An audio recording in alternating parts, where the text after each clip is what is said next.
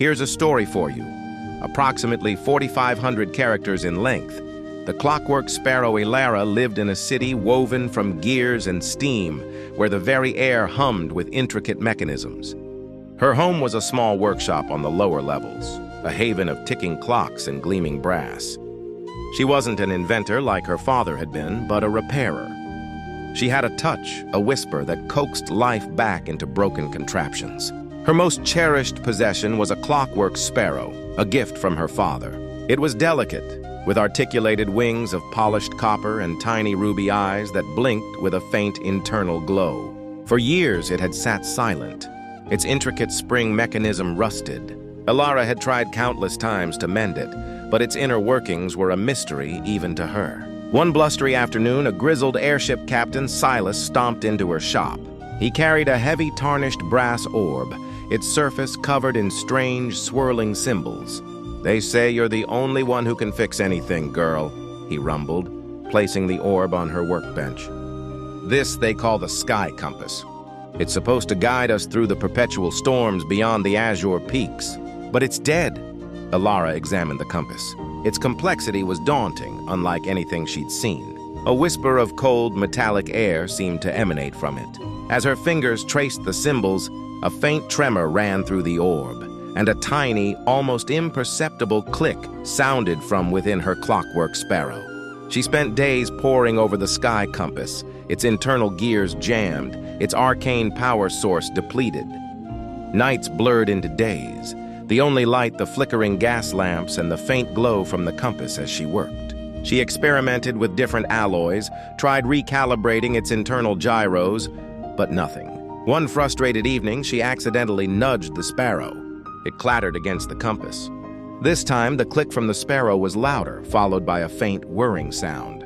To her astonishment, a single minuscule gear popped out from the sparrow's breast, tumbling onto the compass. It was a gear of pure crystalline light, shimmering with an otherworldly luminescence. Instinctively, Elara picked it up and tried to place it into the compass. It slid perfectly into a previously unnoticed slot.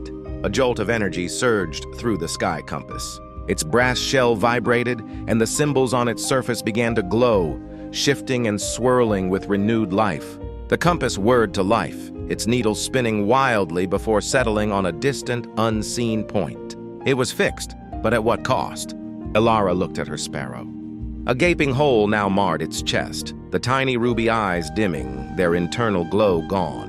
The sparrow, her father's last gift, was truly broken. Silas returned the next morning, his eyes widening at the sight of the working Sky Compass. He pressed a pouch of coins into her hand, far more than her usual fee. "You're a miracle worker, Elara. This compass means everything." Elara nodded, a hollow ache in her chest. She had repaired the Sky Compass, saved countless airships from the treacherous storms, but she'd sacrificed her own precious memory.